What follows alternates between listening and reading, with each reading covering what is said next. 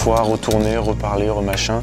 Je la fais une fois à froid, je la fais une fois avec la lumière, je la fais une fois avec la caméra, puis généralement je reprends des plans parce que j'aime pas ne pas réussir à faire toute une partie sans en m'arrêtant sur un truc et tout ça. Faut qu'il y ait le moins de coupures possible. Après on passe sur le montage, il y a tous les effets, les raccords, la moindre petite image ou le petit détail. Enfin, ça paraît tout con, mais des fois, je sais pas. Tout d'un coup, je me dis là, ce serait bien qu'il y ait un bruit de micro-ondes, il faut que j'aille enregistrer un bruit de micro-ondes. Enfin, il y a tout ça à penser, il y a le moindre petit détail est à créer, parce que c'est pas un truc que je vais récupérer ou que je vais piquer sur librairie de son ou machin. Les images, et puis après la distribution, ouais, une fois que le podcast est fini, faut compter généralement 4 heures, le temps de l'envoyer sur toutes les plateformes, sur iTunes, faire tous les formats, parce qu'il y a plus de 12 formats, donc c'est vraiment c'est une usine, ouais. Mais j'essaye de faire ça le plus vite possible en automatisant les tâches. Et c'est vrai qu'avec les nouveaux formats qui arrivent, notamment chez Apple, au lieu d'avoir 4 formats, on va pouvoir tout faire en un. Donc ça va me faire gagner beaucoup de temps. Mais effectivement, c'est une usine à gaz, je le concède totalement. Je regarde très peu les audiences parce que c'est vraiment un truc. Concrètement, quand on me demande, je dis je m'en fous, parce que je fais ça pour moi, mais c'est vrai qu'on a commencé à comptabiliser les audiences pour le projet No Watch, auquel j'adhère. L'un des plus gros épisodes a fait 40 000 personnes en dur, sans rajouter le streaming. Ça varie beaucoup, donc à mon avis, il faut compter entre 20 000 et 50 000. Actuellement, on va dire ça, entre 20 000 et 50 000. Bien que j'essaye toujours de faire valider mes acquis, soit en rencontrant des professionnels ou en passant du temps avec eux, et même de plus en plus, c'est eux qui vont m'inviter ou me faire venir dans leur projet. Donc à ce niveau-là, je suis autodidacte, mais c'est vrai que j'accorde une grande importance à ce que je fais, et surtout à l'observation. Quand je rencontre des professionnels, j'observe, et c'est limite si je note tout ce qu'ils font et j'essaye de reproduire. Et c'est ça que j'ai envie de dire aux gens, c'est-à-dire, avant de vouloir créer, il faut savoir copier. Je me suis toujours rendu compte de ça, c'est-à-dire avant de vouloir dire je vais créer un truc machin, il faut essayer de reproduire ce qui nous fait ressentir une émotion. Alors Vutech, à la base, j'ai essayé de copier ce que fait BFM. Alors on ne se rend pas compte maintenant parce que tout est parti, tout a été modifié, le décor et tout ça, mais à la base, les premiers trucs que j'ai fait tout seul, 2 minutes juste pour voir ce que ça faisait, je me suis fait un décor de BFM, le ton BFM, la sonorité BFM, les petits jingles BFM, pour vraiment qu'on ressente la même chose en le voyant.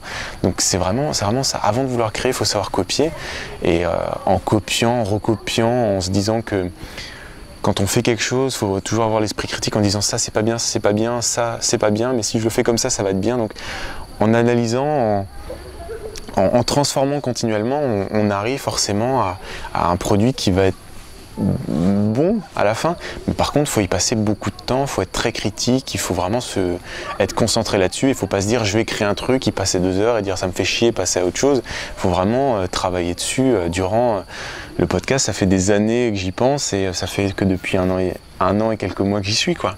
Mais ça fait 4-5 ans que j'essaye. Twitter, pour moi, c'est vraiment mon flux d'informations principal. C'est-à-dire que au minimum 60% des informations que je vais traiter dans la revue Tech, ou même de manière quotidienne, ça va venir de Twitter. Donc c'est vrai qu'il y a des gens des fois qui me le reprochent de ne pas suivre des gens, mais je leur réponds, Twitter c'est limite un outil de travail pour moi. S'il y a quelqu'un qui veut me reprocher quelque chose de manière constructive, il va le faire par mail, il va le faire par le formulaire de contact. Je vois mal quelqu'un venir me balancer sur Twitter en 140 caractères. Ça c'est nul, ça c'est de la merde, ou t'es qu'un gros connard, et que ce soit constructif. Donc à partir de là, tout le temps qu'on va perdre à s'engueuler ou à essayer de discuter avec des gens qui veulent juste gueuler, ou je sais pas, une soupape de décompression de la journée de merde qu'ils ont eue, ou tout le temps qu'on passe à s'engueuler, on peut le passer à créer. Donc à partir de là, moi, quand quelqu'un quand quelqu'un vient me voir en essayant de gueuler ou en cherchant le conflit tout simplement parce qu'il y a des gens, c'est une manière de s'affirmer ou il y a beaucoup de gens j'ai remarqué qui ont très peu de followers ou qui essayent de faire du buzz en disant je me suis engueulé avec machin et tout ça. Généralement au bout du deuxième message, je le bloque parce que le temps que je vais perdre à essayer de montrer que je suis plus fort que lui, je le perds en création. Donc à partir de là, mon but c'est créer, de me faire plaisir. J'espère que ça se ressent.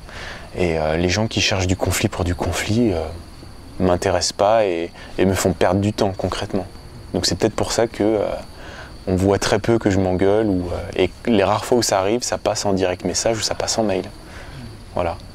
Sur ma vie privée, c'est vrai que je n'aime pas parler de ma vie privée tout simplement parce que comme c'est dans le nom, la vie privée est privée. Et c'est vrai que je me rends compte que dévoiler toute sa vie privée ou dévoiler sa vie privée, à moi du moins ça ne m'apporte rien et ça m'apporte même du négatif parce que généralement plus les gens en savent, plus ils veulent en savoir et comme dit, je préfère passer du temps à créer plutôt qu'à raconter ma vie ou à dire mon plat préféré c'est les lasagnes ou je sais pas, ou des trucs comme ça, mais sinon sur ma vie privée je suis très comme on me voit dans mes podcasts ou sur Twitter, dans ma vie privée, je suis différent. Je suis quelqu'un comme quelqu'un d'autre. Quand je gueule, je peste, je le matin, faut pas me parler. Le matin en plus, j'ai une voix. C'est comme si j'avais mangé des cigarettes tellement. Donc voilà, mais sinon, je sais pas. Je préfère répondre à des questions plutôt qu'à dire. À parler de choses qui, là, j'ai l'impression d'être inintéressant quand je parle de ma vie privée. La première personne, c'est la personne qui m'a donné envie de faire du podcast. C'est Patrick Béja, qu'on peut retrouver dans le Rendez-vous Tech, et il fait d'autres podcasts en anglais. Donc lui, c'est vraiment, c'est pour moi, c'est il est brillant, il a le statut en fait, le statut qu'on accorde si on veut à ses parents ou à sa maman. Je vais pas dire Patrick Béja est ma maman, mais c'est lui qui m'a donné envie de faire du podcast et c'est lui qui m'a, en plus il m'a invité après quelques épisodes. Il est d'un naturel et il a une expression, une manière de rationaliser les choses ou d'expliquer, mais qui est fantastique. Et donc c'est vraiment lui qui m'a donné envie de faire du podcast. Donc c'est ma maman du podcast. Et une autre personne, malheureusement, par rapport à ta question, c'est toi et les personnes que j'ai pu rencontrer à Radio France. Il y a Gabriel, il y a Benjamin, il y en a plein d'autres qui, eux, sans le savoir, juste parce que c'est dans ma nature, j'observe beaucoup, mais rien que en les voyant écrire un truc, en les voyant se positionner devant le micro, en les voyant dans la vie de tous les jours interagir avec les gens quand ils les interviewent, ils s'en rendent pas compte parce que pour eux c'est des automatismes ou même ça fait partie de la nature, mais juste en voyant ça, on passe 1 heure avec les gens, on est transformé, on fait plus les choses de la même manière.